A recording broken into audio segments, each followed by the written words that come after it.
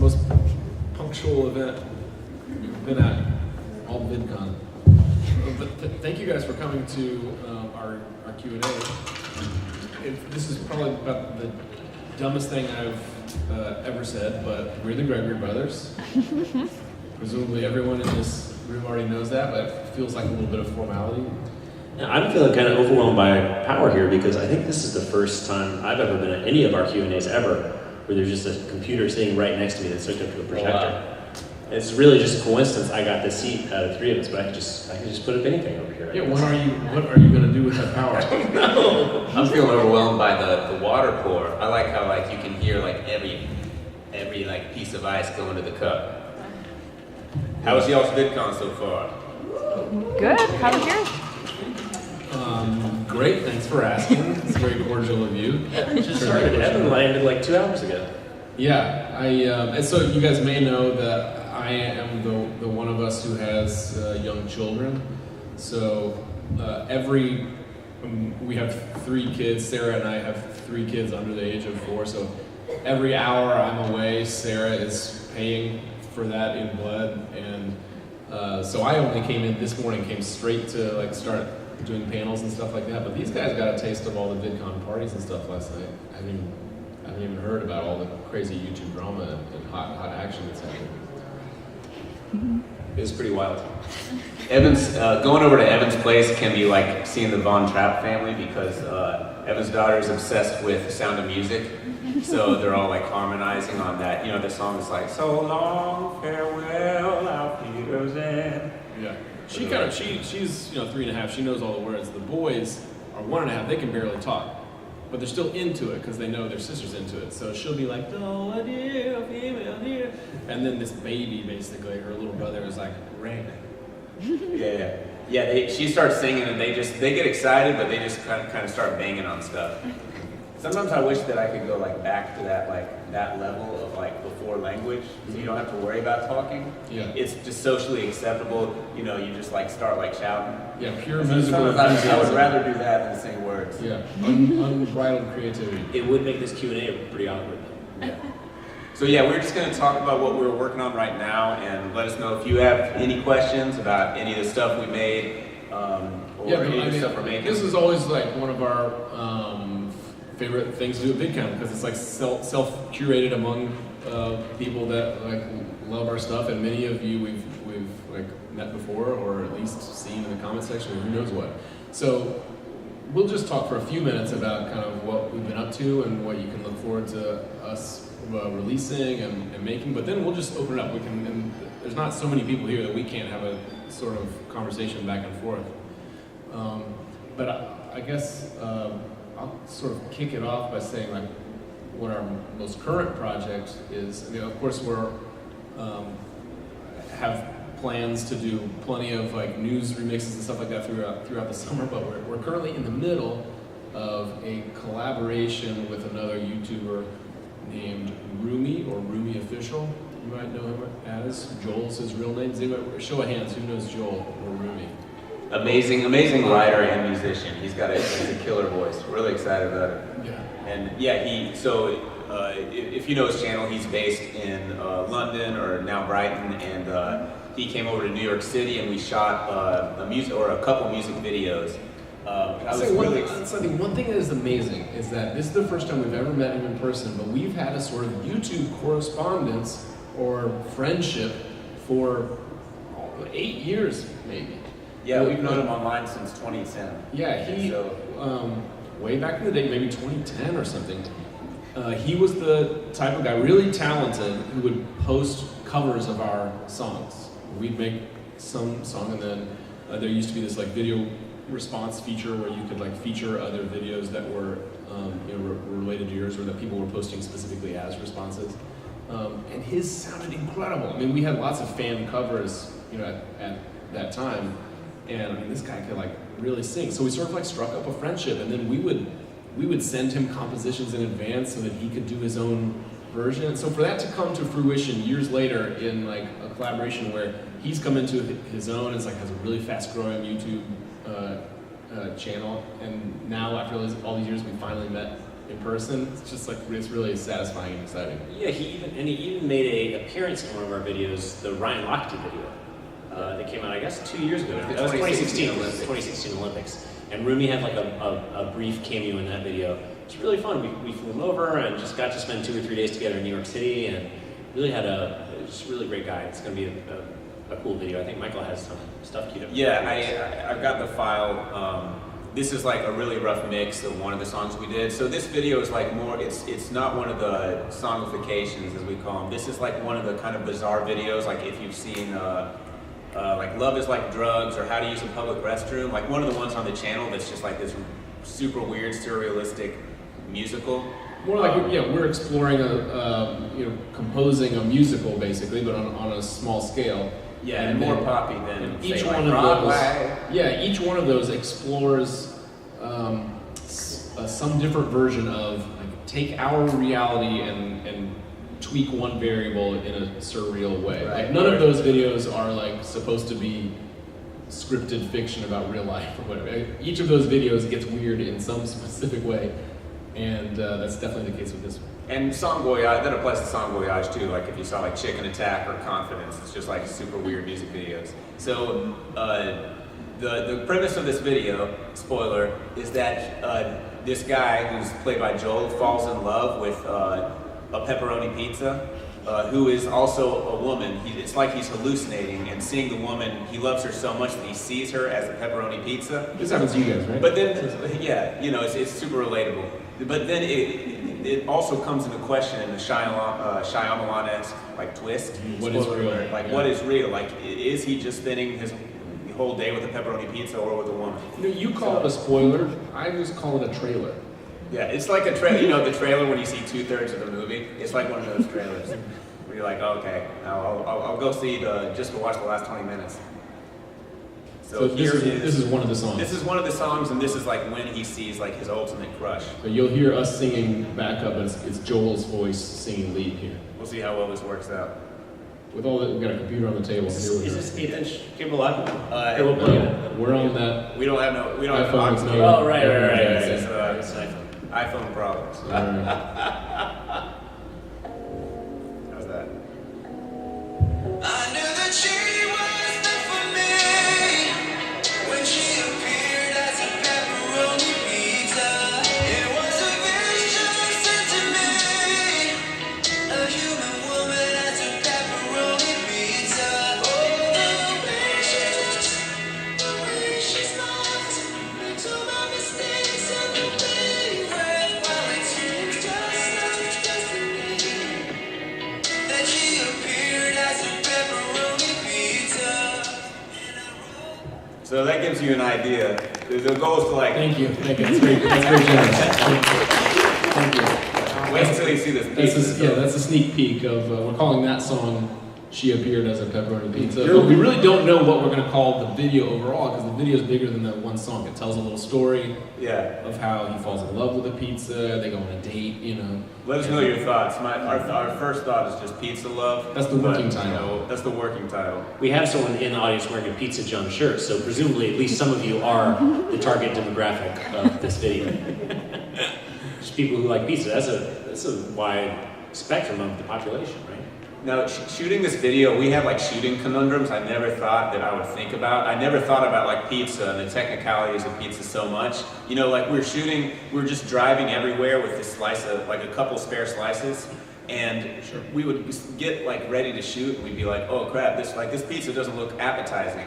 And so we brought a hairdryer so we could like blow dry the pizza just to get it like, because we didn't have a The microwave. best looking pizza has like sort of melty cheese. When we shot at Coney Island, which is that place at the beach with like the roller coaster and the Ferris wheel, we were like okay because like the sun was like keeping the pizza like looking pretty good. The sun is nature's microwave. Exactly. But the hairdryer helped us for indoor shots, for like an emergency. We got to shoot in a movie theater, and we were like rummaging around in the movie theater trying to find an outlet just so we could hair dry the pizza in the icy cold movie theater. Yeah, guys, if you want a behind the scenes look at being a YouTuber, this is it. I think Jonas, if you follow Rumi, Jonas was here too, and he shot a lot of behind the scenes stuff. So we should, I think they're going to do a behind-the-scenes video, and if they don't, we should use their footage. Another big question for us was we needed a couple shots where the slice of pizza was supposed to be floating, to sort of Not in the water. I mean, like levitating. They had levitating, floating in midair, to kind of I would say heighten this idea that it's kind of a illusory experience, a hallucinatory experience. I would say we spent hours trying to figure out what is the best way to make a piece of pizza hang midair. And for a long time we thought, well, like maybe even though we're going to shoot handheld, we'll just like grab a picture of a slice of pizza and just like use special effects to put it in. But we kept being like, that's going to be too lame. Does anybody have an idea? Just how would you make a piece of pizza float? So just like an informal poll here. We have fish line at the front. I said fishing line. I heard a fishing line. Sorry, one more time in the back. Indoors or outdoors? Indoors and outdoors. Both under different circumstances. Yeah. For indoors, you're going to have it on a green screen and then have a green table or like pole underneath it with that flat, and then on Photoshop or computer or have any basic color. Okay. So yeah, green screen's a solid option. Over here in the Use back. a piece of cardboard and then attach fishing line, a little bit of stick, and kind of put it at a little bit of an angle, and then use mirror tape. Yeah, that's kind of like an advanced take on the fishing line we got up front, and that's very close to what we did. Literally what we did is got a piece of cardboard, cut it into a shapeless slice of pizza, hung it from fishing line, hung the fishing line from a boom pole so that somebody could control. So I could just run around Coney Island holding a slice of pizza at the end of a pole. Which is that's basically your exact suggestion is what we did. But we really looked hard at the green screen solution because we do a lot of green screening in our other work. So it's like we knew we could make that work if it came to that. But to have the piece of pizza physically floating next to our actor was like pretty effective rather than having to do it in post. For me, It really helps Joel act like he's in love too. The hardest part that took me a long time though was how, and I did not anticipate this, and it was really like the day before the shoot even that I ran into this roadblock. I could not figure out how to get the slice of pizza to adhere to the cardboard. Because like for days and days I've been like, oh, that's just a duct tape thing, like that's just, or some gaff tape. It turns out that like the crust of a pizza is very, it's just really hard to tape something onto it. So it ended up being, I thought this was a really bad idea, but it ended up working out. It was all staples. Just like stapling it, and you'd think that the staples would be visible on the surface of the pizza, but the staple would like kind of go like inside the cheese, and you kind of push the cheese around to like I'm cover sure up the the staple. YouTube commenters will like somehow find the staple. Now you couldn't staple on top of a slice of pepperoni, I learned, because then like the Can't staple the roni. yeah. It's really funny to watch. I was just editing it some and watching the takes back, and they're walking down the boardwalk in Coney Island, and it's funny that throwing out the takes if there are like just so many people like behind them in the shot, just like pointing, and it was really hard because I feel like it's like there's a certain amount that's okay because people would point at him and his girlfriend, but if it was like in the world. and they could just see that they're so in So love. I'm curious, what's your stance on it in terms of like cutting out the natural reactions of the people that we just walk by? If it was like too many reactions and it's kind of like distracting, I usually took them out. Yeah. There were a lot of camera phones out. A lot of people found it to be remarkable that Joel was running down the boardwalk singing to a floating piece of pizza. Yeah. Yeah. That's weird. I thought people would be more jaded than that. And it was more crowded than we expected because it was a surprise holiday. We did not realize it was a New York City holiday. The day we were shooting, we were like, oh, it's Friday. Coney Island won't be that crowded. It was Eid, so all of New York City schools were out, The end of Ramadan. and it was wild out there. That explains everything. Yeah, it was really crowded, and one of Rumi's fans like makes a cameo because he's supposed to look disgusted as Rumi is feeding his pizza girlfriend ice cream, and it's just like weird. Presumably you've all done this, but when you try to feed an ice cream cone to a piece of pizza, it can get messy. You guys know about this, but anyway, that's what people were reacting to. It's a relatable problem. It's very relatable. So yeah, that's on the pizza front. We usually try to release 5 videos about pizza per year, and then on the news remix front, we just did a collab with Splice. I don't know if you guys have heard of Splice, but they did like a competition where people remix. We found a speech about net neutrality, And Splice is a website out there for music producers, and they provide samples and all these tools for people to use. A ton of DJs and stuff are on there, but they also host remix contests. So we were the featured sponsor for this remix contest. So they did a competition, and the person that won is going to put their verse or their contribution and their remix into Songify the News. So it'll be like part of a net neutrality verse, and who knows what else will be happening by then. Yeah. By July, we can never predict. Yeah, you can't really keep up. Yeah. The pizza thing is going to be out soon, though. Usually when we shoot something like this, we'll spend weeks or even months editing it.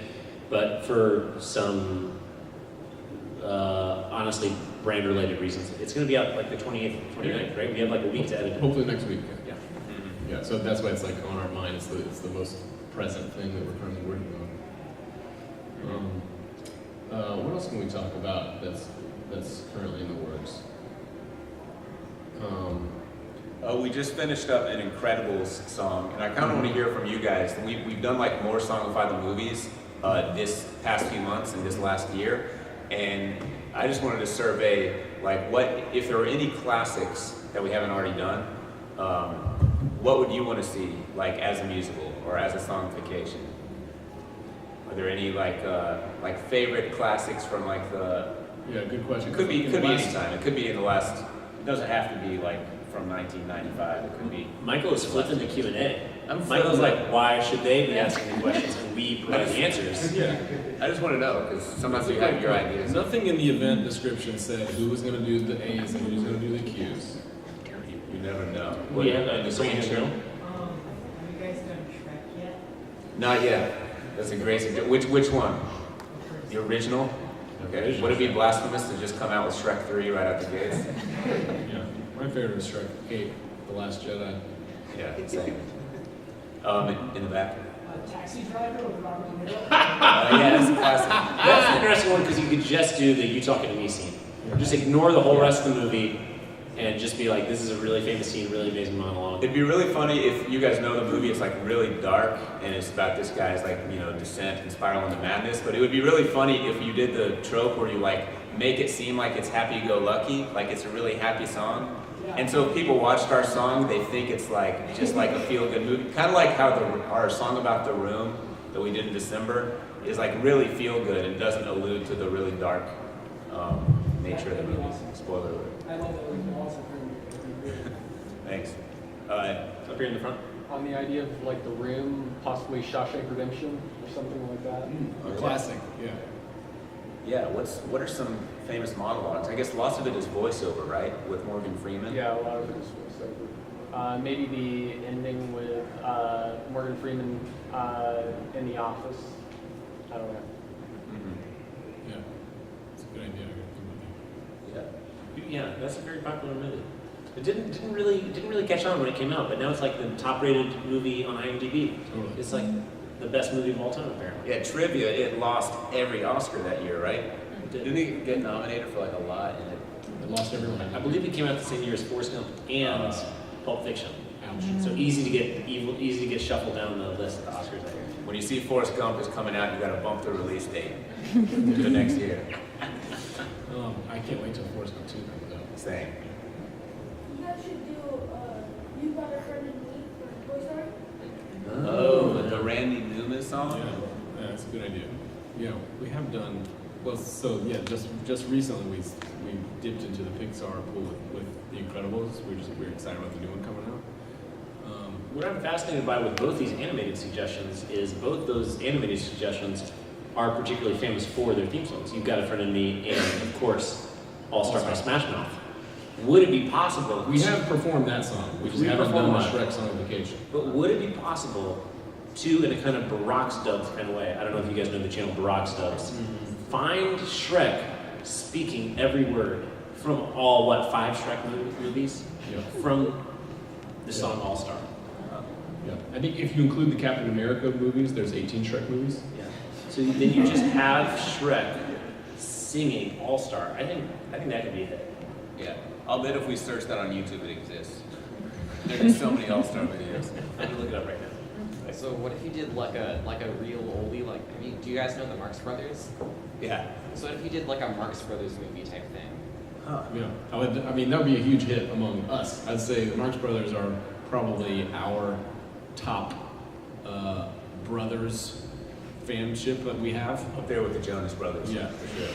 Yeah, we're big fans. Yeah, and Groucho has so many good. It'd be tricky to like maneuver around the Harpo thing, since Harpo is like the brother that doesn't speak. But Groucho has so many famous one-liners. You just gotta give Harpo like a horn solo or something, and you could just, tune his horn around. Yeah, I like where you're going. Right. He always beats the pipe. Yeah, good idea. I mean, you're really buttering us up. We've been watching the Marx Brothers since we were kids. Yeah. Yeah. Pokemon the movie 2000. Oh, yeah, good idea. I honestly never watched that one. Is it animated? It's my favorite. And is that the one for which they wrote like the famous theme song, or did the theme song? That's the first time I heard it. Did it already exist? Like I wanna be. It already existed. Yeah, that already existed. It already existed. That was in the '90s cartoon and all that. Okay. I think. That's just the first time I saw it. Yeah, but that would be a good challenge to like. Could we just attempt to write something that would get you as pumped to do your chores? It's impossible. Impossible. Yeah. To me, the challenge with the Pokemon movie, Toy Story, and Shrek is what you said. They already have like these iconic songs. So it's like, do you break from that and like do a totally different genre, or do you embrace it and just like write a song that's like super rockish like that, and try to like emulate it with Ash's voice? Or these are the dilemmas that keep us awake at night. What genre to pick? Like the Incredible song, kind of when we were writing it, it kind of reminded me a little bit of Randy Newman, the way that it was driven by like piano and it sounded super happy. Like it's like, and the melody is just like super basic in a way that's like could evoke. I thought it was a little Ben Folds-ish, but if it was sung by Randy Newman, it wouldn't seem like out of place. Mm-hmm. One thing that we've been like evaluating this spring and summer is, so we look at all the videos that we're working on and say at any given time we have 3 or 4 different videos that we're working on that are like at different stages. One is like, oh, we're writing it. 2 is the second video will be a little further along, we're composing music for it. Most of our stuff is music oriented, so the process sort of goes in the same order that any conventional music video would, in terms of we compose first and then the video flows from that. But so then there might be a third video that we're shooting and another one that we're editing all at different stages. But it can be like a lot to manage all that, and each video requires a lot of heavy lifting, and it's not stuff that we can do 3 times a week, so to speak. So, like we had this conversation with Joel, with Rumi, last week as we're shooting our video. It's about like what he's doing and evolving his channel from just being performances to being longer videos about how he made his music. And so that's the kind of thing that we're like evaluating. Is that something that we need to do more of on our first channel? We always sort of like dabbled in that sort of stuff on our second channel, which is for like our 10% of super fans and stuff like that. But we never really did that on Schmoyoho, where most of our viewership is. So I'm flipping the cues back onto you in terms of like, is that the kind of thing that you guys watch? I assume that our fans that come to see us in an event like this have just like a different character than the folks that go to see like other Q&As and stuff like that. So like, your opinion really matters to us in terms of like what you like to watch and are interested in from Schmoyoho. Did you ever do a collaboration with 10-second songs? You heard of them? Yeah, familiar with them. In fact, I think they came up the other day with Joel, because he's done a couple videos with them. Yeah. Channel's incredible. That'd be awesome. We should totally do a song by the news together. I had this idea called 11-second songs. That maybe if I could get my video recommended against his, how are you not going to click the 11-second? Wouldn't you have to go 9-second? I think because it's even quicker. It's even quicker. I think if you want to beat the 10-second song model, you got to go to 9 seconds. But if you're trying to like go for the age of long videos, you got to do 10-minute songs, and then your video is an hour. I do remember during the height of Vine, there was an app that came out that someone we knew tried to convince us to use called Ocho. And they were like, this is totally different than Vine. This isn't 6-second videos. This is 8-second videos. And we were like, really? Like this this is going to be a battle on the internet? I forgot about that. That was at VidCon, right? Yeah, then they both died. 33% longer. Then they both died. But this guy really was like, you wouldn't believe how much more storytelling you could pack into an 8-second video. Yeah, that really makes you think. That's a whole extra Vine scene. You can do 4 scenes instead of 3 scenes. I miss Vine, R.I.P. It was always so fun to like make the perfect loop for music. And it was amazing how many shots people fit into 6 seconds. I would like watch like a sketch that had 10 shots. I was like, man, each one of these is like 0.8 seconds. And yet I can follow the whole thing. Anybody else want to answer my very general question of like what you want to see from Schmoyoho? Yeah, back here. Maybe like more behind the scenes of the refilming and Mm-hmm. Yeah, behind the scenes of actually creating a music video. Yeah. Kind of off topic, but still there. You guys are brothers, right? Yep. Do you guys all work on this stuff together at the same time, all the time, or do you break it up to where you might have more of the video editing aspect, and then one might be audio editing, or do you guys just have it all and you put it all together at the same time? Yeah, good question. So for everybody else, the question was basically, do we have specialized roles? Like how much do we work together and what different things do we do? Yeah, we the answer is a little bit of yeah. both. I mean, there are songs where we'll all touch everything. You know, there's, it's not like Evan and Michael are never going to touch a video edit that I'm in charge of. I might come in and Michael's left me a note like, hey, I changed these couple things around, usually I won't change it back. And there are other tunes that, you know, someone else is really running the music, but I might have a couple of lyrical suggestions that get in. But I'd say generally Michael is the most on the music side.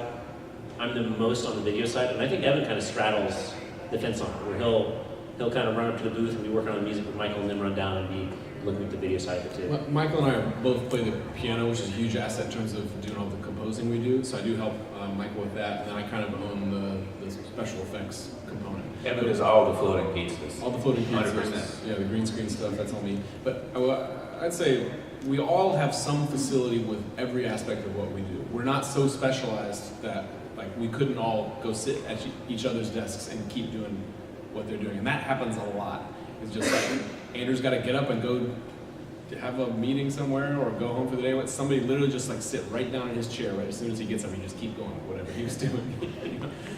It is really helpful to all be able to like swap in, even if we're like maybe, you know, whatever, 30% slower than the person for who it's their specialty. And there are times that we're like all sitting around and like brainstorming something, but sometimes we're trying to move so fast, we're like, we shouldn't both sit in here and do background vocals. Mm-hmm. Like one of us could be making the pizza float, one of us is singing like 10 harmonies. Mm-hmm. We gotta get the Queen harmony stacked up, or something like that. There are times that we're like stubborn with each other and butt heads, and like sometimes that's good, sometimes that's bad. You know, sometimes being stubborn can be helpful to the creative process. But like I think that overall we're very easy breezy about it. Like there are times where like I'm editing a video and I'm trying to do something that like Michael is telling me over my shoulder, or vice versa.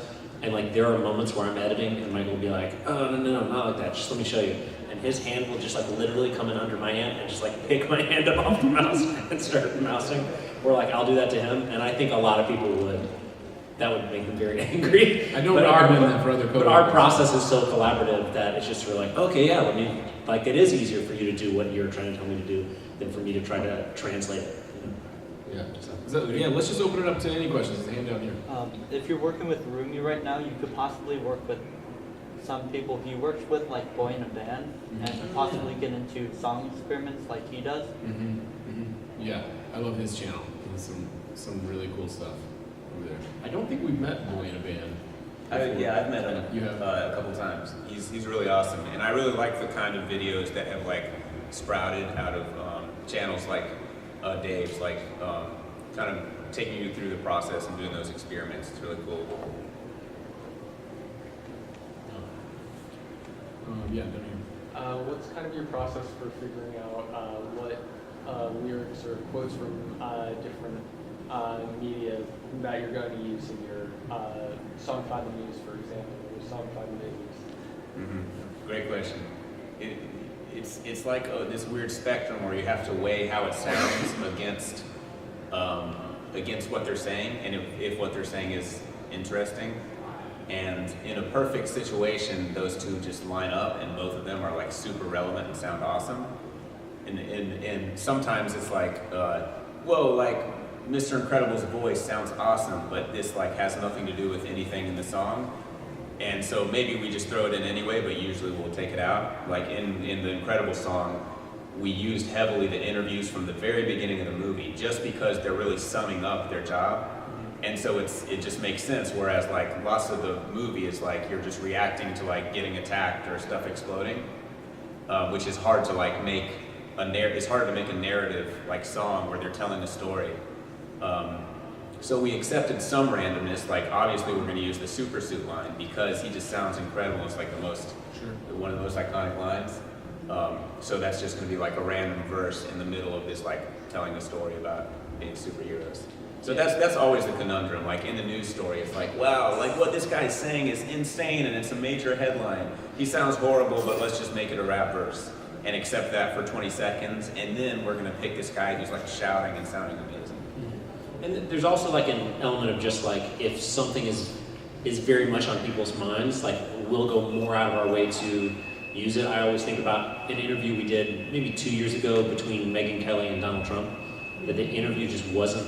We kind of showed up at the office late that night because we were like, this interview's gonna happen, we're gonna watch it, we're gonna pull an all-nighter. And the interview was kind of lame.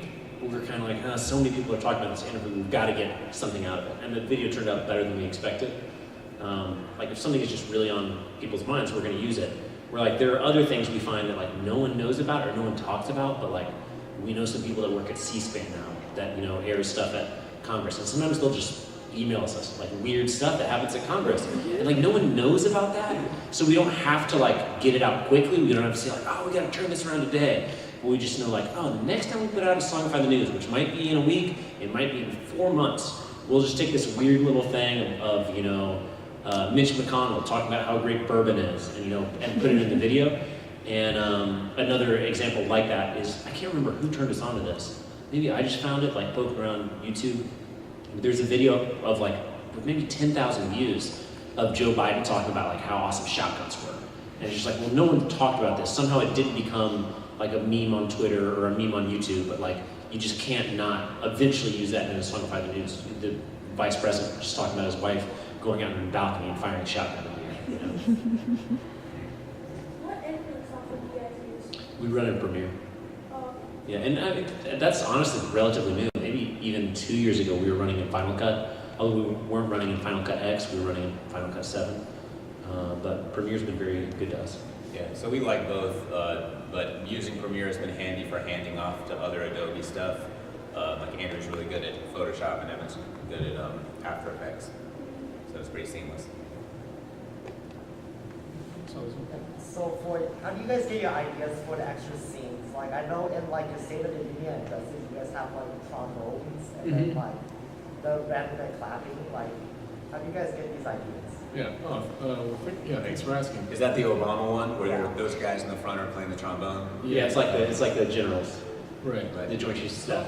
Yeah, so the question is, basically how do we get our ideas? But then it was like, for example, in this State of the Union address, which we called that song Obama Mic Drop 1999, and the chorus is about like we're having the best year since 1999, and all that stuff. I'm going to answer more generally, which is to say that like a lot of our videos, especially those that are set in a world of current events in the United States government or whatever, even if we're finding different songs there, a lot of them follow the same general goal of like pretending that we live in a fantasy world where people burst into song at any moment.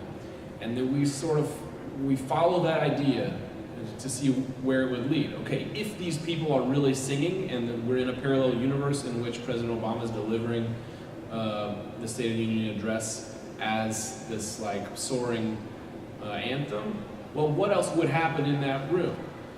Because really, if you broke down our idea of songification to its smallest smallest version of that idea, it would just be making a melody out of his speech, and then we would be done, right? But we like to follow that a little further and say, well, what else would happen in the chambers of Congress if that were the truth? So we imagine, well, President Obama would probably be dancing, but he wouldn't do that awkwardly by himself.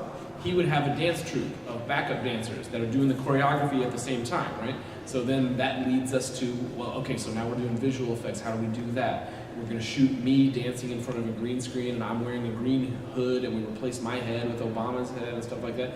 And this, okay, well, what else would happen in that room? Well, then you get to the last chorus, and the whole place breaks out in dancing. So then we'll invite our friends over, and we shoot people, on a green screen so that we can map them out throughout the, congressional chambers. And okay, let's shoot somebody playing trombone, and we're gonna like cut that out and paste the trombone onto the Joint Chiefs of Staff, so they're in the front row, like blasting out the brass section. But it all follows that essential idea of like, imagine this like wonderful alternate universe in which this music just organically happens, and then what follows from that, So that's like basically one idea that we're then following out to find lots of other little ideas here and there. It's just like a math equation. We're solving for X, except that X is me shredding the guitar solo in the balcony. Mm-hmm. We're just like, oh, it just makes sense. Of course, we gotta play the trombone. And I think in the case of that one, because of the nature and the subject matter and how his voice sounded, we wanted it to like kind of sound regal or like kind of like a military band with like all the horns, but also be mixed with something poppy, like sort of like a trap beat mixed with that regal sound. We also just have like a lot of like really brief intros or really brief outros that are kind of like unmusical related in the comedy world. Like the outros you refer to as like a button, which is just like one last little joke you want to go out on.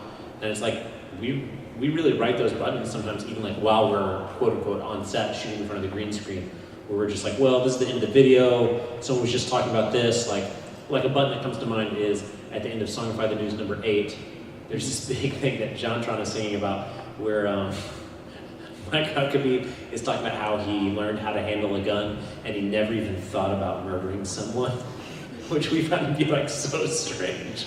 Like he's defending gun rights. He's defending gun rights by saying like, he knows how to use a gun and he's never even thought about murdering someone. Which when we heard that, we're just like, that sounds like you like. You have thought. That's like saying someone not to think about the word rhinoceros. Like once you say the word rhinoceros, you've thought about it. Once you say you haven't thought about murdering someone, you've immediately thought of it, even if you aren't going to do it.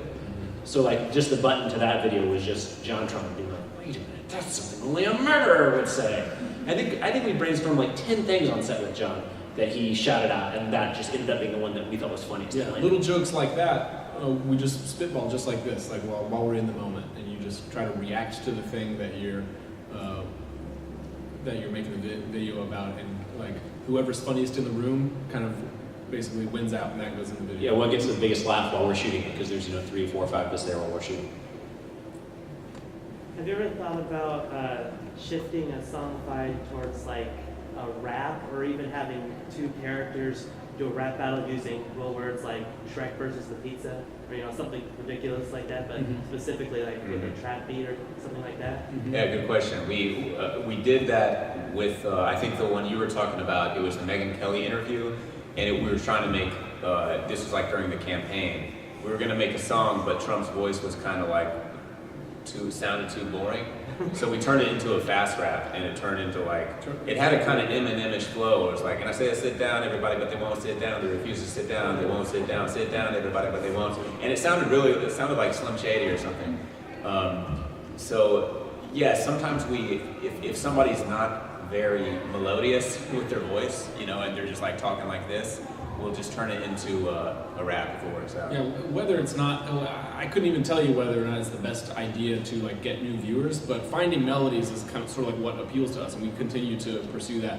But under some circumstances, like Michael was saying, a rap is just going to work better, or it's funnier for us, and so we'll do that. So that is a good example. But also sometimes we'll write it for ourselves. Say if you watch an episode of Songify the News, it's collaging a lot of different pieces into one thing that flows through a lot of different chapters. And sometimes we will play characters that have a point of view on whatever's going on. So like we did one about a year ago where one of the stories in the video was government officials speculating on whether or not intelligence agencies could surveil you using your microwave. There's a number of interviews where Kellyanne Conway was speculating that perhaps the government could be even spying on them using a microwave. The government could be spying on the government using microwaves. Right. So she had some nice melodies, but then for us to offer our perspective on that and come in and like make some jokes, it's honestly like to get them in quick enough. It's like, oh, let's write a really fast rap. So I came in and said, had a little rap of, I can't remember the whole thing, like, hey, what up, I'm in the CIA, and I put a microphone in your microwave. I'm listening close because I need to know if you had a Hot Pocket or a pizza roll. And you just like pursue that for like, 4 bars or whatever, and you move on to the next thing. Yeah, adding those verses I think are the best for those videos because you can get like, twice or 3 times as many jokes in the same amount of time. Because if you're writing like a comedy song with like a slower tempo, it's just like, it's not hitting as hard. And also, you're totally method because FBI would definitely be rapping instead of singing. That's so true. They're just not very Broadway. I feel like if we did a rap battle with Shrek, though, you'd have to like, even though they're allies in the movie, I feel like you'd have to pit him against Donkey. Just Shrek versus Donkey. You got so many movies to choose from. Or Donkey versus Puss in Boots, right? Because aren't they like kind of rivals? I forget. Are they rivals? Donkey and Puss in Boots? Shrek 2. They are. Yeah, I haven't seen Shrek 9, Puss in Boots Civil War yet. But I'm gonna watch it. Can't wait for the sequel. It is, it's heartbreaking to see the whole crew in the MCU torn apart, to see the gingerbread man go against Puss in Boots. Yeah. It's a heartbreaking moment. I'm just curious, did you all grow up very musical, or did this talent just kind of come suddenly upon you when you were growing up? How did you foster that? I'm a school teacher, and I would just love to know how to make students musical, because so many just don't. They just can't. Do you teach music? No, elementary. Oh, elementary. Oh, very cool. So I'm just wondering how do you get here? Yeah, great question. So the question was, did we like grow up musical, or do we have a perspective on how to foster musical growth or educational? That's a complex topic. I can say we did all grow up with an affinity for music. Our parents are musical, but not professionally. They're both teachers, in fact. Our mom's in elementary ed. But they both played instruments, and music was in the house, and they definitely got us into piano lessons at age 8 or 9 or something like that. And it's stuck to a certain degree, but I'd say we each found our own individual musical callings later, at various ages. I don't know, if you'd asked me at a young age if I was going to be a musician, I don't think I would have said yes. It wasn't until later that it like really started to click, and we presumed that we'd go on and have our own careers and stuff. But as we landed in New York together, we were like, well, we're all here. Let's play a little bit. And we were sort of playing as a sort of regular band when the YouTube stuff started to hit, and we began to put all our efforts into that. I wish I could say that like, oh, we weren't musical, and then like my fairy godmother visited us or whatever and turned Michael from a pumpkin into a piano savant, but we worked at it and grew over the years.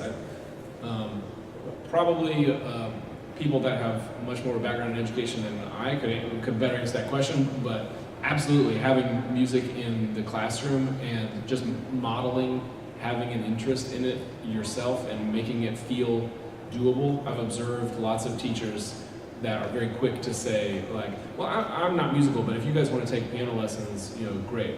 And that, to me, that's sort of an attitude to have amongst your peers as adults. Like, well, I'm not musical, but people that want to perform can perform.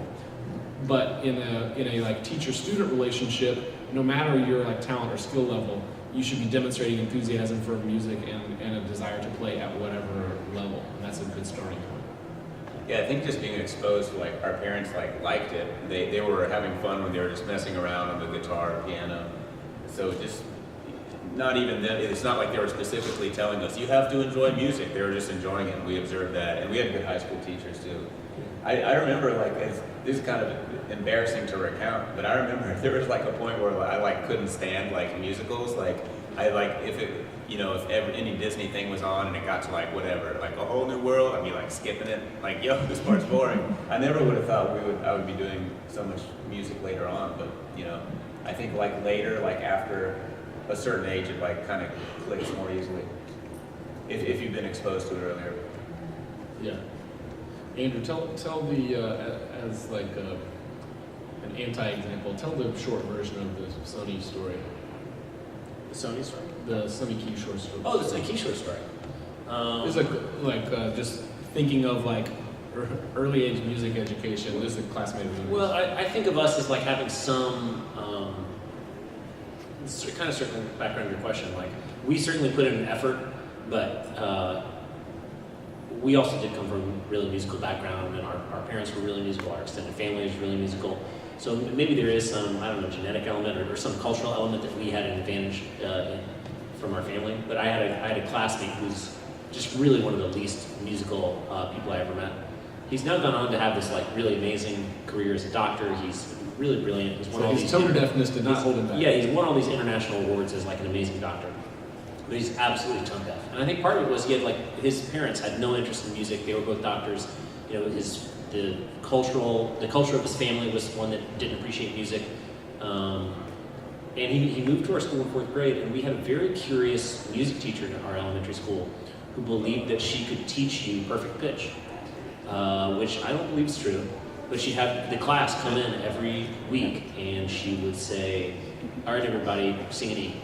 She'd just hold out her hands and await all these like 7-year-old children to sing an E. And it went very poorly for her every week. Just every kid in the class is singing a different note. It sounds terrible, but she believed it. She did this every week she had us for like 7 years, once a week. And eventually, you get this right. We never did. So it was the first week Sonny came to our school. I think he was in 3rd or 4th grade. He was immediately a celebrity because he was already 5'10". He never grew another inch, but somehow he was there in 4th grade. Everyone was like looking up at Sonny, but I assumed he was very good at basketball. And Sonny showed up in the music class, and Miss Carr somehow decided to bring Sonny up to the front of the class. He's new, so she was going to lead him through how to sing an E. So she said, Sonny, sing an E. Sang the E for him, and Sonny sort of was saying this warply, like, E, totally off pitch, absolutely the wrong note. And Miss Carr yelled at him, and she was kind of mean, and said, no, Sonny, sing an E. He sang the E. Sonny sings an absolutely different note, it's still just as wrong. But she's like really operatic. Yeah, she had this kind of fake operatic style, which was literally shaking her jowls to produce vibrato, just sort of, just like shaking her face, which is not really an acceptable technique. She said, "Sonny, sing the E just like me." Sang it one last time. Sonny sings it again, still totally the wrong note. "Sonny, sing it just like me." And she sings it again. And Sonny it was honestly just his wit's end. I don't think he even really understood what notes were. He's such a teacher's pet. He's not used to being in the hot spot. He doesn't.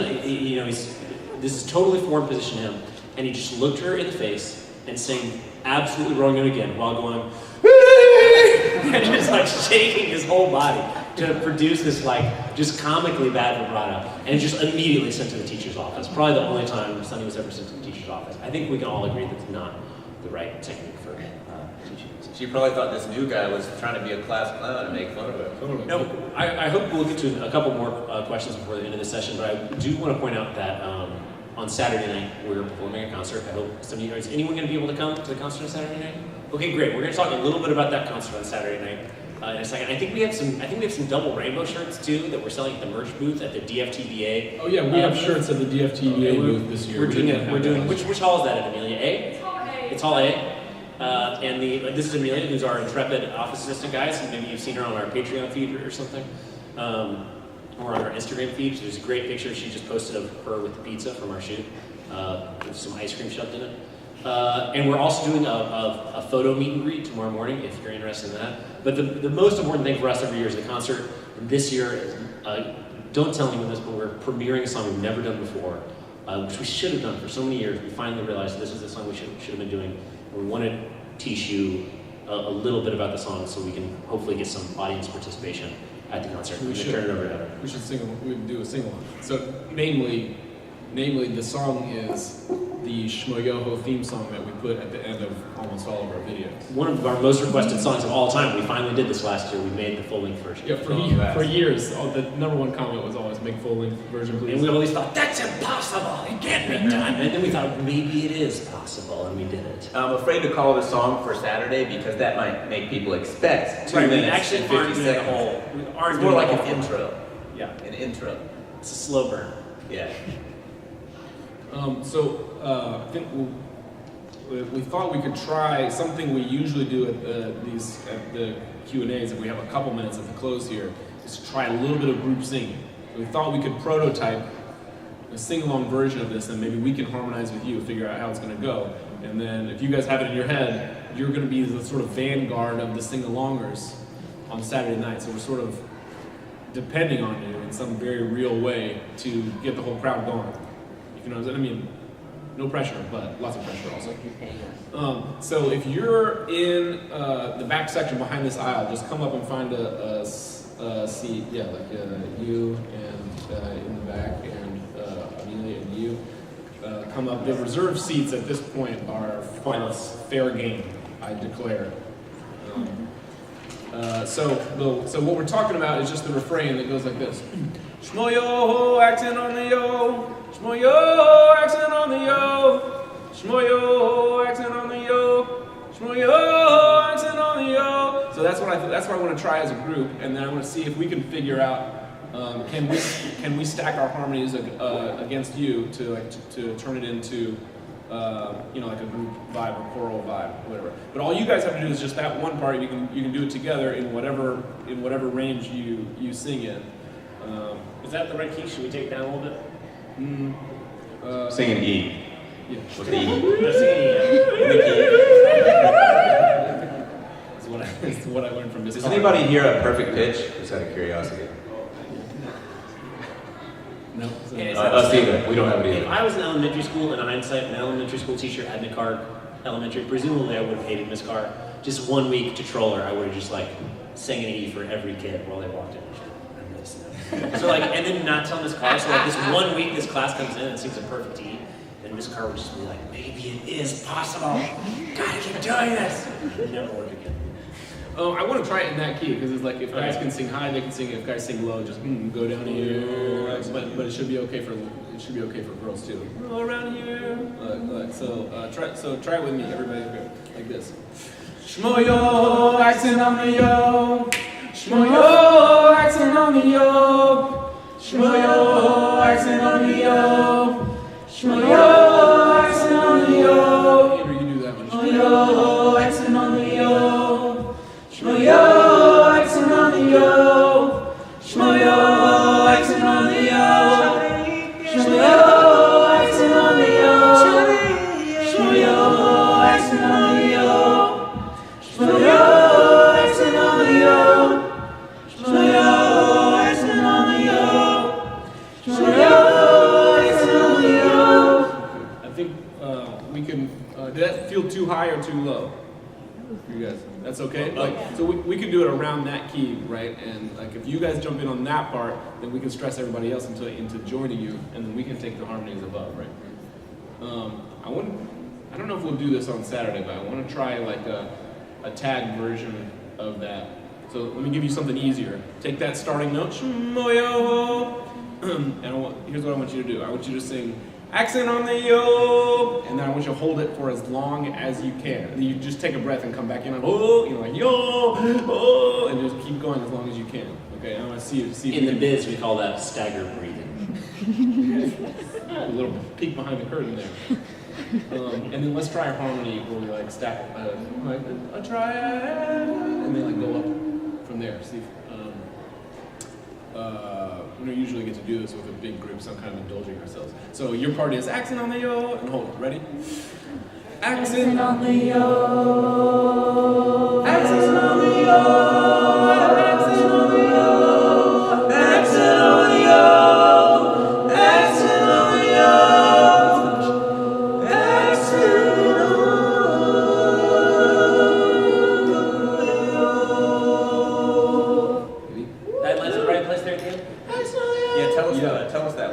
Yeah. Let me try. Well, can we do it again? Because I want to try to go higher on the last one. So what do we do at the end? Why don't you go? And then come down. At the end. I think you landed in the right place. Yeah. And so let me try to go higher than that. Will you guys do that one more time for us? And then we're gonna wrap it up. Thank you guys for being here. Ready? Here it goes. Exit on the O. Exit on the O. Exit on the O. Exit on the O. Exit on the O. Exit on the O.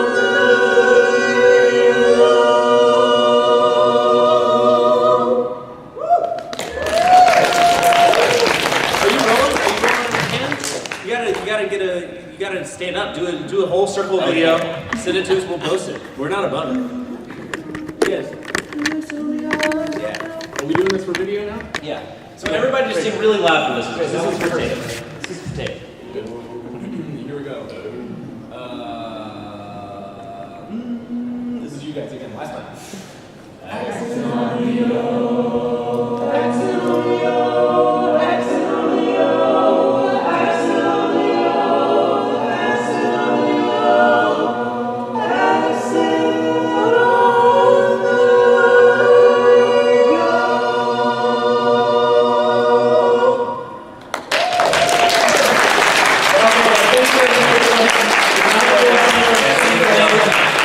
Drop this pizza video on you. Yeah, it's thanks gonna for look being delicious. here. We'll see you on Saturday, hopefully, and then we'll see you online. Yeah. Just tweet at us. Let's see. Thank you.